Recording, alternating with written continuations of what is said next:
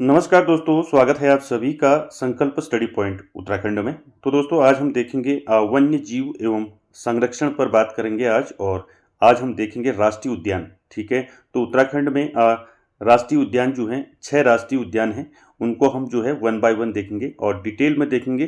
तो आप सभी लोग जो है वीडियो के एंड तक जरूर बने रहें। चलिए स्टार्ट करते हैं दोस्तों आज का सेशन। तो उत्तराखंड में वन्य जीव एवं संरक्षण की बात करें तो राज्य के जो है, देखिए, राज्य के प्रथम वन्यजीव संरक्षण केंद्र के रूप में 1935 में जो है देहरादून में मोतीचूर वन्यजीव विहार की स्थापना की गई, जो कि 1983 में राजाजी राष्ट्रीय उद्यान में क्या कर दिया, इसको समाहित कर दिया गया। ठीक है, तो याद रखें उत्तराखंड राज्य में वन्यजीव संरक्षण केंद्र के रूप में सबसे पहले जो है 1935 में जो है क्या किया गया, देहरादून में मोतीचूर वन्यजीव विहार की स्थापना की गई। ठीक है, तो आपका क्वेश्चन बन सकता है कि मोतीचूर वन्य जीव विहार की स्थापना कब हुई। ठीक है, तो मोतीचूर वन्यजीव विहार की स्थापना 1935 में हुई देहरादून में। ठीक है, और बाद में इसको किस में मिला दिया गया, फिर 1983 में, याद रखें आप, 1983 में इसको राजाजी राष्ट्रीय उद्यान में मिला दिया गया। ठीक है, चलिए आगे चलते हैं। तो देखेंगे राष्ट्रीय उद्यान। तो सबसे पहले हम देखेंगे राष्ट्रीय उद्यानों में कार्बेट राष्ट्रीय उद्यान देखेंगे सबसे पहले। ठीक है, और इसमें हमने जो है सारे तथ्य इसमें लिए हैं, तो आप वीडियो के एंड तक अच्छे से बने रहें। देखिए, पहला है कार्बेट राष्ट्रीय उद्यान की बात करें तो देखिए पहला राष्ट्रीय उद्यान है। ठीक है, स्थापना कब हुई इसकी, आप सभी जानते हैं 1936 में इसकी स्थापना हुई। ठीक है, तो देखिए एक बार हम इसको पढ़ लेते हैं, फिर इसको मैं जो है आपको डिटेल में बताऊंगा। ठीक है, देखिए 1936 में राज्य के तत्कालीन गवर्नर सर हेली के नाम से स्थापित हेली राष्ट्रीय उद्यान भारत का ही नहीं बल्कि एशिया का भी प्रथम राष्ट्रीय उद्यान है। ठीक है, ये भी आप याद रखें, ये भारत का प्रथम ही नहीं, आपका एशिया का भी प्रथम राष्ट्रीय उद्यान है आपका कार्बेट राष्ट्रीय उद्यान। ठीक है, कब हुई स्थापना, 1936 में। तत्कालीन गवर्नर जो थे उसमें सर हेली के नाम से इसको स्थापित किया गया था। ठीक है, हेली राष्ट्रीय उद्यान के रूप में। ठीक, और स्वतंत्रता के बाद जो है इसका नाम क्या रख दिया, रामगंगा नेशनल पार्क रख दिया। ठीक है, तो याद रखें, पूछा जाता है। ठीक है, तो स्वतंत्रता के बाद जो है कार्बेट राष्ट्रीय उद्यान का नाम क्या रख दिया गया, रामगंगा नेशनल पार्क रख दिया गया। ठीक है, उसके बाद देखिए, लेकिन वर्ष 1957 में महान प्रकृति प्रेमी जिम कॉर्बेट की स्मृति में इसका नाम एक बार पुनः बदलकर क्या कर दिया गया, कार्बेट राष्ट्रीय उद्यान कर दिया गया। ठीक है, ये नाम आप जरूर याद रखें, यहाँ से क्वेश्चन बनता है आपका। ठीक है, पहले नाम जब स्थापित हुआ था 1936 में, तब इसका नाम क्या था, हेली राष्ट्रीय उद्यान था। ठीक है, जब स्थापना हुई। और उसके बाद देखिए स्वतंत्रता के बाद जो है इसका नाम क्या कर दिया गया, स्वतंत्रता के बाद इसका नाम कर दिया रामगंगा नेशनल पार्क कर दिया गया। ठीक है, और उसके बाद 1957 में इसका नाम फिर क्या कर दिया गया, पुनः जो है प्रकृति प्रेमी जिम कॉर्बेट की स्मृति में जो है इसका नाम पुनः बदलकर कॉर्बेट राष्ट्रीय उद्यान कर दिया गया। ठीक है, चलिए आगे चलते हैं। आगे देखिए, 520.82 वर्ग किलोमीटर क्षेत्र का यह उद्यान जो है पौड़ी आपका 312.76 वर्ग किलोमीटर और नैनीताल 208.8 वर्ग किलोमीटर जिलों में विस्तृत है। तो यहाँ पर आपका क्षेत्रफल अगर पूछा जाता है आपका कॉर्बेट राष्ट्रीय उद्यान का, तो कॉर्बेट राष्ट्रीय उद्यान का क्षेत्रफल कितना है, 520.82 वर्ग किलोमीटर है। ठीक है, इसको आप जरूर याद रखें, कभी क्वेश्चन ऐसे भी बन जाता है कि कॉर्बेट का क्षेत्रफल कितना है आपको पूछा जा सकता है, तो क्षेत्रफल याद रखें 520.82 वर्ग किलोमीटर है। ठीक है, और कहाँ फैला है, पौड़ी और नैनीताल जिलों में फैला है। ठीक है, और कितने वर्ग किलोमीटर में फैला है, देखिए पौड़ी में कितने वर्ग किलोमीटर में है, 312.76 और नैनीताल में है आपका 208.8 वर्ग किलोमीटर। ठीक है, इसको आप जरूर याद रखें, यहाँ से भी आपका क्वेश्चन बन सकता है। ठीक है, तो आप सभी जानते हैं कि पेपर जो है किसी पेपर जो है आपका कहीं से भी कुछ भी उठा के आपका क्वेश्चन पेपर दे दिया जा रहा है, तो इसलिए आपको हर टॉपिक को अच्छे से देखना है। ठीक है, तो देखिए, तो हमने देखा कॉर्बेट राष्ट्रीय उद्यान स्थापना 1936। ठीक है, और मैंने आपको बताया कि पहले इसका नाम जो है हेली राष्ट्रीय उद्यान इसका नाम था, स्थापना जब हुई थी इसकी। और उसके बाद जो है इसका नाम स्वतंत्रता के बाद तो इसका नाम क्या कर दिया गया, रामगंगा नेशनल पार्क कर दिया गया। और 1957 में जो है महान प्रकृति प्रेमी जिम कॉर्बेट की स्मृति में इसका नाम एक बार पुनः बदलकर क्या कर दिया, कॉर्बेट राष्ट्रीय उद्यान कर दिया गया। ठीक है, क्षेत्रफल की बात करें तो टोटल क्षेत्रफल कितना है? क्षेत्रफल है 520.82 वर्ग किलोमीटर। ठीक है, आगे बढ़ते हैं। इस पार्क में प्रवेश के लिए नैनीताल के ढिकाला में प्रवेश द्वार बनाया गया है। तो कई बार ये क्वेश्चन पूछा गया है। ठीक है, कॉर्बेट का प्रवेश द्वार किसे कहते हैं? ठीक है, तो आप जानते हैं ढिकाला प्रवेश द्वार है आपका, नैनीताल के ढिकाला में इसका प्रवेश द्वार है। ठीक है, जो कि नैनीताल जिला मुख्यालय से 144 किलोमीटर दूर है। यह क्षेत्र नगरपालिका रामनगर से काफ़ी निकट है। इस पार्क के मध्य में पाटली दून स्थित है। ठीक है, आपको क्वेश्चन पूछा जाता है किस राष्ट्रीय उद्यान के मध्य में पाटली दून स्थित है, तो आपका आंसर रहेगा कॉर्बेट राष्ट्रीय उद्यान। ठीक है, याद रखें इसको। इसका प्रवेश द्वार क्या है? ढिकाला है प्रवेश द्वार, पूछा जाता है कई बार। ठीक है, और यह नैनीताल जिला मुख्यालय से 144 किलोमीटर दूर है, जो आपका नगर पालिका रामनगर से जो है काफ़ी निकट है। ठीक है, चलिए आगे बढ़ते हैं। आगे देखिए, 1 नवंबर 1973 को इसे भारत का पहला बाघ संरक्षित घोषित किया गया। ठीक है, क्वेश्चन बनता है आपका कि कॉर्बेट राष्ट्रीय उद्यान को जो है बाघ संरक्षित घोषित कब किया। ठीक है, ये क्वेश्चन बना है कई बार, तो इसको आप याद रखें। 1 नवंबर 1973। ठीक है, संरक्षित क्षेत्र घोषित होने के बाद पार्क में शेरों की संख्या में निरंतर वृद्धि हुई है और इसे हाथी परियोजना में भी शामिल किया गया है। ठीक है, यहाँ से आप क्वेश्चन क्या बन सकता है कि बाघ संरक्षित कब घोषित किया कॉर्बेट राष्ट्रीय उद्यान को? तो याद रखें 1 नवंबर 1973 को। क्लियर है, आगे चलते हैं। आगे देखिए, इस पार्क में लगभग 570 यानी कि 570 पक्षी प्रजातियां, 25 सरीसृप प्रजातियां व लगभग 75 जो है स्तनधारी जीव पाए जाते हैं, जिसमें मगरमच्छ, चीतल, सांबर, काकड़, बाघ, हाथी, तेंदुआ, अजगर, हिरन आदि यहाँ के मुख्य जीव हैं। ठीक है, तो राज्य के सभी उद्यानों में सर्वाधिक जो पर्यटक हैं इसी उद्यान में आते हैं। ये भी क्वेश्चन बन सकता है कि किस उद्यान में जो है, किस राष्ट्रीय उद्यान में सबसे ज़्यादा जो है पर्यटक आते हैं, तो आंसर रहेगा आपका कॉर्बेट राष्ट्रीय उद्यान। ठीक है, इसके बाद क्रमशः जो है फिर राजाजी राष्ट्रीय उद्यान और फूलों की घाटी में आते हैं। ठीक है, चलिए आगे चलते हैं। अगला है, अप्रैल 2012 में इस पार्क के चारों ओर 500 मीटर के क्षेत्र को साइलेंस जोन घोषित किया गया है। ठीक है, तो याद रखें कि कॉर्बेट राष्ट्रीय उद्यान में जो है 500 मीटर के क्षेत्र को साइलेंस जोन घोषित कब किया, ये क्वेश्चन बन सकता है। तो आंसर रहेगा आपका अप्रैल 2012 में जो है ये साइलेंस जोन घोषित किया गया 500 आपके चारों ओर 500 मीटर के क्षेत्र को। ठीक है, इसको भी याद रखें, यहाँ से भी आपका क्वेश्चन बन सकता है। अगला देखिए पॉइंट, 2013 में इस पार्क के बाघों की रक्षा हेतु जो है की सहायता के लिए 118 सदस्यीय स्पेशल टाइगर प्रोटेक्शन फोर्स जो है STPF का गठन किया गया। ये क्वेश्चन पूछा गया है। ठीक है, याद रखें इसको कि कॉर्बेट राष्ट्रीय उद्यान में जो है स्पेशल टाइगर प्रोटेक्शन फोर्स यानी कि STPF का गठन कब किया गया। ठीक है, तो 2013 में किया गया। ठीक है, और कितने सदस्य थे इसमें पहले जब इसका गठन हुआ? 118 थे। ठीक है, याद रखें, ये भी पूछा जा सकता है आपका 118 सदस्यीय स्पेशल टाइगर प्रोटेक्शन फोर्स जो है इसका गठन किया गया 2013 में। क्लियर है, तो यहाँ से आपका क्लियर हो गया। आपका कॉर्बेट राष्ट्रीय उद्यान अच्छे से आप समझ चुके होंगे। ठीक है, हमने सारी डिटेल इसमें आपको बता दी है। ठीक है, आपका कहीं से भी इसमें कुछ भी पूछा जा सकता है, इसलिए आप इसको सारे पॉइंट्स को याद कर लें। ठीक है, क्लियर हो गया। चल,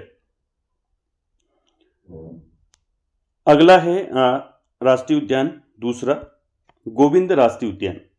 ठीक है, कौन सा है? गोविंद राष्ट्रीय उद्यान है दूसरा। ठीक, यह उद्यान जो है उत्तरकाशी जनपद में स्थित है। ठीक है, इसकी स्थापना जो है 1980 में हुई। इस उद्यान का क्षेत्रफल कितना है पूछा जाएगा आपको।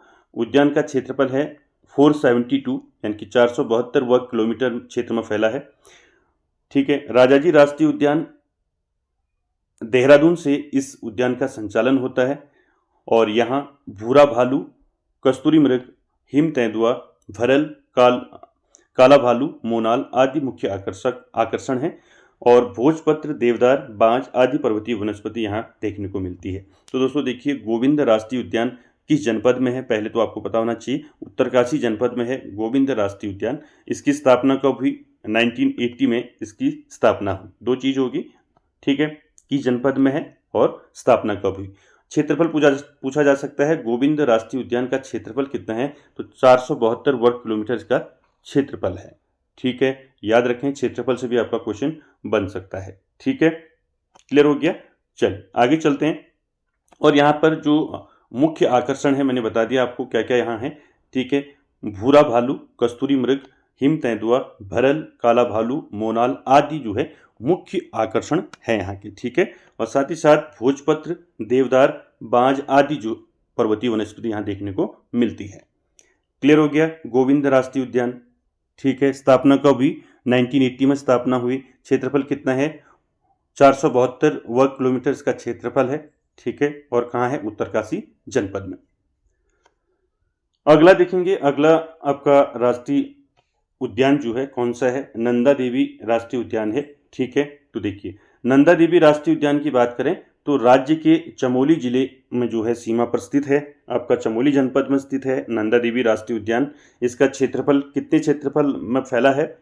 याद रखें, 624 वर्ग किलोमीटर क्षेत्र में फैला है। तो क्षेत्रफल कितना हो गया इसका? 624 वर्ग किलोमीटर। तो याद रखें, क्षेत्रफल से क्वेश्चन जरूर पूछा जा सकता है। तो नंदा देवी राष्ट्रीय उद्यान चमोली जनपद में है और इसका क्षेत्रफल जो है 624 वर्ग किलोमीटर है।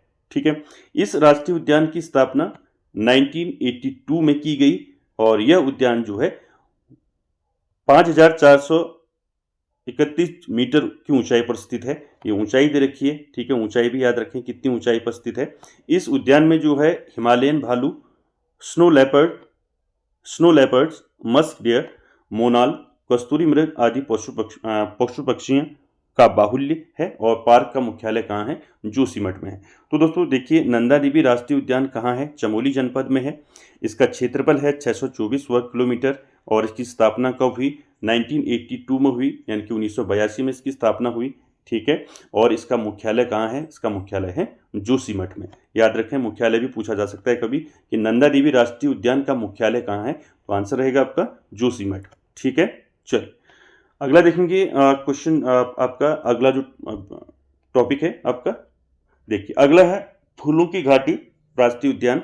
तो चौथा आपका राष्ट्रीय उद्यान है और काफ़ी इंपॉर्टेंट है। ठीक है, यहाँ से आपका क्वेश्चन बनता है। देखिए, फूलों की घाटी राष्ट्रीय उद्यान की बात करें तो ये चमोली जिला मुख्यालय से लगभग 150 किलोमीटर की दूरी पर स्थित है और समुद्र तल से 3600 मीटर की ऊंचाई पर नर और गंधमादन पर्वतों के बीच स्थित फूलों की घाटी को 1982 में राष्ट्रीय उद्यान घोषित किया गया। ठीक है, तो याद रखें, देखिए कहाँ है फूलों की घाटी राष्ट्रीय उद्यान? चमोली में। ठीक है, और चमोली जिला मुख्यालय से दूरी कितनी है? 150 किलोमीटर की दूरी पर समुद्र तल से 3600 मीटर की ऊंचाई पर नर और गंधमादन पर्वतों के बीच स्थित फूलों की घाटी की जो स्थापना हुई कब हुई? 1982 में इसको राष्ट्रीय उद्यान घोषित किया गया। ठीक है, और साथ ही साथ देखिए 14 जुलाई 2005 को जो है यूनेस्को ने इसे क्या कर दिया? विश्व विरासत की श्रेणी में सम्मिलित किया। ये क्वेश्चन कई बार पूछा गया है कि फूलों की घाटी को जो है विश्व विरासत की श्रेणी में कब रखा? तो आपको पता होना चाहिए 14 जुलाई 2005। ठीक है, ये डेट जरूर याद रखें। चलिए आगे बढ़ते हैं। आगे देखिए, यहाँ पुष्पावती नदी बहती है। तो याद आप सभी ने पढ़ा है कि जो आपका फूलों की घाटी है तो वहाँ कौन सी नदी बहती है, ये भी पूछा जाता है। तो पुष्पावती नदी बहती है वहाँ। ठीक है, जो कि कामेट पर्वत पुष्प तोया ताल से निकलती है। यहाँ का मुख्य आकर्षण हजारों किस्म के पुष्प और दुर्लभ जंतु हैं। ठीक है, 87.5 किलोमीटर क्षेत्र में विस्तृत इस उद्यान का मुख्यालय जोशीमठ है। तो याद रखें। ठीक है, तो क्षेत्रफल कितना है फूलों की घाटी का?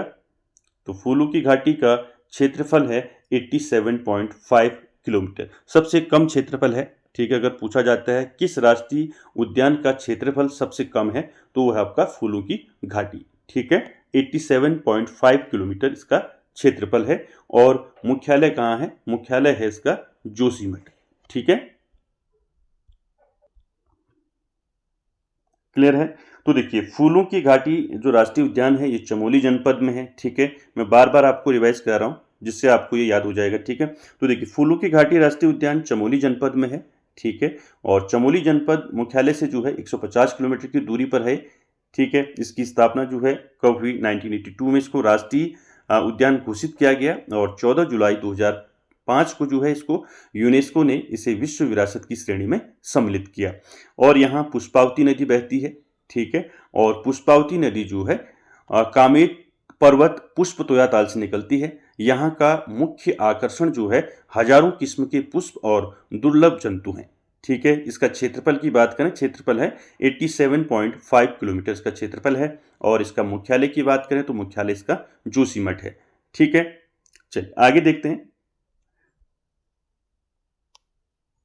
देखिए आगे देखिए यहाँ अनेक दर्शनीय पुष्प पदम, पुष्कर, पुष्प प्रिमुला, नीली पॉपी, विष कंडार, ब्रह्मकमल, वत्सनाम, सालम पंजा, फेड़ कमल, हिम कमल तथा अनेक औषधि पुष्प, रुद्रदंती, शिव धतूरा, कूट, सोम, रतनजोत, ममीरी और निर्विशी और जटामासी मिलते हैं। दुनिया में अन्यत्र एक स्थान पर जैव विविधता की ऐसी मिसाल कम ही मिलती है, ठीक है। तो देखिए यहाँ पर कौन कौन से जो है आपके औषधि पुष्प यहाँ मिलते हैं, इनके सारे नाम मैंने आपको बता दिए, इनको आप जरूर याद रखें, ठीक है।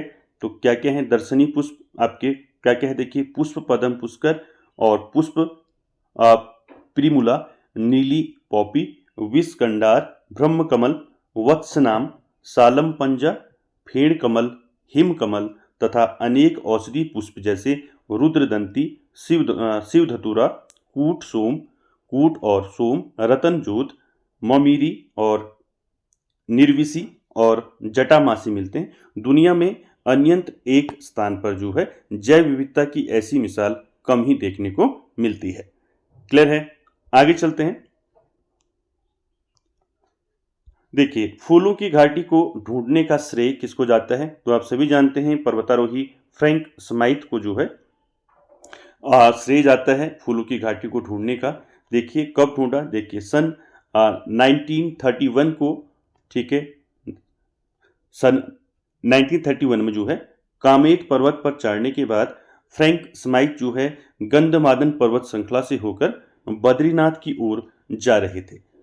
तो उन्हें यहाँ फूलों की घाटी के दर्शन हुए और उन्होंने यहाँ व्यापक सर्वेक्षण कर पुष्पों व वनस्पति प्रजातियों की करीब 2500 किस्में ढूंढ निकाली, जिसमें से करीब आपके 250 किस्म के बीज वे अपने साथ विदेश ले गए, ठीक है। तो याद रखें इंपॉर्टेंट क्या है, देखिए फूलों की घाटी को ढूंढने का श्रेय किसको जाता है, पर्वतारोही फ्रैंक स्माइथ को जाता है, ठीक है। सन 1931 में कामेट पर्वत पर चढ़ने के बाद जो है फ्रैंक स्माइथ जो है गंधमादन पर्वत श्रृंखला से होकर बद्रीनाथ की ओर जा रहे थे।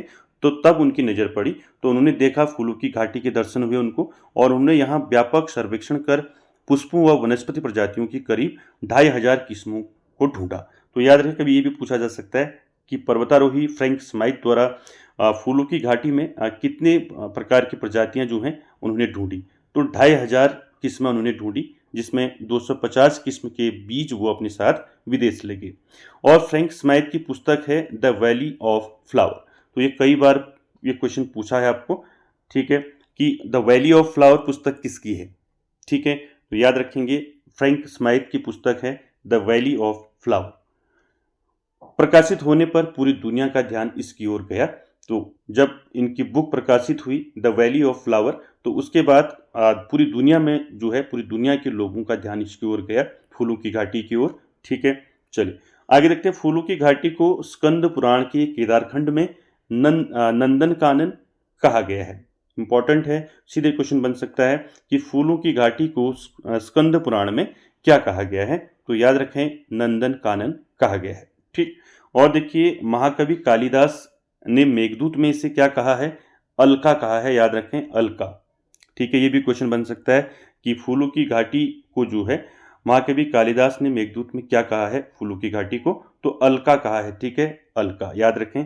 उसके बाद देखिए इस घाटी को गंधमादन, बैकुंठ, भ्यूढार, पुष्पावली, पुष्परसा, फ्रैंक स्माइथ घाटी आदि नामों से जाना जाता है। ठीक है, क्लियर है। तो देखिए फूलों की घाटी का पूरी डिटेल से हमने देख लिया कि इसका ये कहाँ है। सबसे पहले चमोली जनपद में है। ठीक है, चमोली जनपद मुख्यालय से 150 किलोमीटर की दूरी पर स्थित है। ठीक है, और नर और गंधमादन पर्वतों के बीच स्थित फूलों की घाटी को 1982 में क्या किया, इसको राष्ट्रीय उद्यान घोषित किया गया और 14 जुलाई 2005 को इसे यूनेस्को ने विश्व विरासत की श्रेणी में रखा। ठीक है, क्लियर है। इसका क्षेत्रफल है आपका 87.5 किलोमीटर इसका क्षेत्रफल है और मुख्यालय कहाँ है इसका, जोशीमठ है। ठीक है, और फूलों की घाटी को ढूंढने का श्रेय मैंने अभी बताया आपको पर्वतारोही फ्रैंक स्माइथ को जाता है, जिनने सन 1931 को कामेत पर्वत पर चढ़ने के बाद जो है गंधमादन पर्वत श्रृंखला से होकर बद्रीनाथ की ओर जा रहे थे फ्रैंक स्माइथ। तो तब उनकी नज़र जो है फूलों की घाटी पर पड़ी और उन्होंने यहाँ व्यापक सर्वेक्षण किया और 2500 किस्में यानी कि वनस्पति और पुष्पों की जो है 2500 किस्मों को उन्होंने यहाँ ढूंढ निकाला। ठीक है, और उनकी पुस्तक है फ्रैंक स्माइथ की पुस्तक है द वैली ऑफ फ्लावर। इसको प्रकाशित होने पर पूरी दुनिया का ध्यान फूलों की घाटी की ओर गया। ठीक है, फूलों की घाटी को स्कंद पुराण में क्या कहा जाता है, नंदन कानन, और महाकवि कालिदास ने मेघदूत में फूलों की घाटी को क्या कहा है, अलका कहा है। ठीक है, और इस घाटी को क्या क्या नामों से जाना जाता है, देखिए गंधमादन, बैकुंठ, भ्यूढार, पुष्पावली, पुष्परसा और फ्रैंक स्माइथ घाटी, तो आदि नामों से इसको जाना जाता है। क्लियर हो गया। चलिए अगले राष्ट्रीय उद्यान की ओर चलते हैं। अगला है आपका राजाजी राष्ट्रीय उद्यान, ये 5वां है।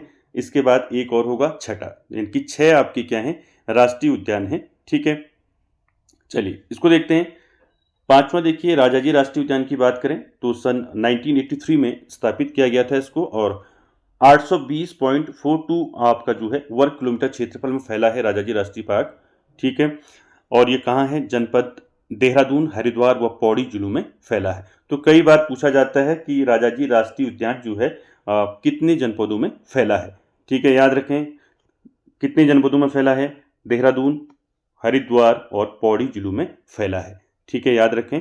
और इसकी स्थापना कब हुई, 1983 में इसकी स्थापना हुई और इसका क्षेत्रफल कितना है, 820.42 वर्ग किलोमीटर का क्षेत्रफल है। ठीक है, पार्क में 23 प्रकार के स्तनधारी हाथी, शेर, चीतल, टाइगर, नीलगाय आदि वन्य प्राणी यहाँ रहते हैं एवं 313 प्रकार के पक्षी पाए जाते हैं यहाँ। ठीक है, याद रखें इसको। और यहाँ विभिन्न प्रकार की वनस्पतियों में साल, खैर, शीशम, झींगन, खरपट, बाकली, सैन, चीड़, सिरस, रोहिणी आदि प्रमुख हैं। इसका मुख्यालय कहाँ है, देहरादून में है। क्लियर हो गया। तो राजाजी राष्ट्रीय उद्यान की बात करें तो इसकी स्थापना कब हुई, 1983 में हुई। इसका क्षेत्रफल कितना है, 820.42 वर्ग किलोमीटर का क्षेत्रफल है। ठीक है, और बात करें राजाजी राष्ट्रीय पार्क जो है कौन कौन से जनपदों में फैला है, यहाँ से भी क्वेश्चन बनता है आपका। तो याद रखें देहरादून, हरिद्वार और पौड़ी जनपदों में फैला है। ठीक है, क्लियर है। और इसका मुख्यालय कहाँ है, देहरादून। ठीक है, चल आगे चलते हैं। अगला है आपका लास्ट राष्ट्रीय उद्यान है गंगोत्री राष्ट्रीय उद्यान। ठीक है, तो गंगोत्री राष्ट्रीय उद्यान सन 1989 में स्थापित किया गया था इसको और 2390 वर्ग किलोमीटर इसका क्षेत्रफल है। और क्षेत्रफल में बात करें तो सबसे ज़्यादा क्षेत्रफल किसका है, किस राष्ट्रीय उद्यान का है सबसे ज़्यादा क्षेत्रफल, तो गंगोत्री राष्ट्रीय उद्यान का क्षेत्रफल सबसे ज़्यादा है। ठीक है, सबसे कम किसका है, फूलों की घाटी का। अभी मैंने बताया आपको फूलों की घाटी का क्षेत्रफल कितना है, 87.50 क्षेत्रफल है, वर्ग किलोमीटर क्षेत्रफल है फूलों की घाटी का सबसे कम। और सबसे ज़्यादा किसका है, गंगोत्री राष्ट्रीय उद्यान का क्षेत्रफल सबसे ज़्यादा है, 2390 वर्ग किलोमीटर इसका क्षेत्रफल है। ठीक है, इसको याद रखें। तो गंगोत्री राष्ट्रीय उद्यान जनपद उत्तरकाशी में स्थित है। प्रमुख वन्यजीवों में हिम तेंदुआ और हिमालयन भालू, कस्तूरी मृग, भरल और प्रमुख पक्षियां मोनाल, कोकलास, स्नोकॉक आदि हैं। ठीक है, तो दोस्तों देखिए हमने 6 आपकी राष्ट्रीय उद्यान या राष्ट्रीय पार्क देखे जिसमें हमने सारे जो राष्ट्रीय उद्यान हैं सबकी डिटेल में आपको बताया। देखिए गंगोत्री की बात करें, याद रखें स्थापना हुई 1989 में। क्षेत्रफल आपका 2390 वर्ग किलोमीटर का क्षेत्रफल है और क्षेत्रफल की दृष्टि से सबसे बड़ा आपका राष्ट्रीय उद्यान है गंगोत्री राष्ट्रीय उद्यान, ठीक है। और कहाँ स्थित है? जनपद उत्तरकाशी में स्थित है गंगोत्री राष्ट्रीय उद्यान। क्लियर है? तो दोस्तों एक बार फिर मैं आपको क्लियर बता देता हूँ कि राष्ट्रीय उद्यान जो है कितने हैं, स्थापना कब हुई, क्षेत्रफल कितना है, ठीक है। देखिए, पहला हमने बात की कॉर्बेट राष्ट्रीय उद्यान की, उसकी स्थापना कब हुई? कॉर्बेट राष्ट्रीय उद्यान की स्थापना कब हुई? 1936 में हुई। क्षेत्रफल कितना है कॉर्बेट राष्ट्रीय उद्यान का? 520.82 वर्ग किलोमीटर क्षेत्रफल है कॉर्बेट का, ठीक है। पौड़ी और नैनीताल जनपद में ये स्थित है। दूसरा हमने बात किया गोविंद राष्ट्रीय उद्यान का, तो गोविंद राष्ट्रीय उद्यान की स्थापना कब हुई? 1980 में हुई, ठीक है। और गोविंद राष्ट्रीय उद्यान का क्षेत्रफल कितना है? तो क्षेत्रफल है 472 वर्ग किलोमीटर क्षेत्रफल है गोविंद राष्ट्रीय उद्यान का और उत्तरकाशी में स्थित है। तीसरा हमने देखा नंदा देवी राष्ट्रीय उद्यान, तो नंदा देवी राष्ट्रीय उद्यान की स्थापना कब हुई? 1982 में स्थापना हुई और क्षेत्रफल कितना है? 624 वर्ग किलोमीटर उसका क्षेत्रफल है। और कहाँ है स्थित नंदा देवी राष्ट्रीय उद्यान? कहाँ स्थित है? चमोली में, ठीक है। उसके बाद हमने बात की फूलों की घाटी, तो फूलों की घाटी की स्थापना कब हुई? 1982 में उसकी स्थापना हुई। क्षेत्रफल कितना है फूलों की घाटी का? 87.50 वर्ग किलोमीटर क्षेत्रफल है फूलों की घाटी का। और कहाँ स्थित है? चमोली जनपद में। उसके बाद हमने बात की राजाजी राष्ट्रीय उद्यान की, तो राजाजी राष्ट्रीय उद्यान की स्थापना कब हुई? 1983 में राजाजी राष्ट्रीय उद्यान की स्थापना हुई। और राजाजी राष्ट्रीय उद्यान का क्षेत्रफल कितना है? क्षेत्रफल है 820.42 वर्ग किलोमीटर क्षेत्रफल है राजाजी राष्ट्रीय उद्यान का। और राजाजी राष्ट्रीय उद्यान देहरादून, पौड़ी और हरिद्वार जिलों में फैला है, ठीक है। ये भी आप याद रखें। और आखिरी जो हमने बात की अभी गंगोत्री राष्ट्रीय उद्यान, इसकी स्थापना हुई 1989 में और क्षेत्रफल कितना है? 2390 वर्ग किलोमीटर का क्षेत्रफल है। और स्थित कहाँ है? किस जनपद में स्थित है? उत्तरकाशी जनपद में स्थित है। क्लियर हो गया? तो सारे हमने राष्ट्रीय उद्यान देखे और डिटेल में हमने आपको बताया। अगर यहाँ से अगर कोई भी क्वेश्चन अगर पूछा जाता है तो आप यहाँ से आपका जरूर पूछा जाएगा और यहाँ से सारे टॉपिक मैंने इसमें आपके ऐड किए हैं, ठीक है। तो दोस्तों कैसा लगा आपको आज का सेशन जरूर बताएं और वीडियो को एंड तक देखने के लिए थैंक यू वेरी मच।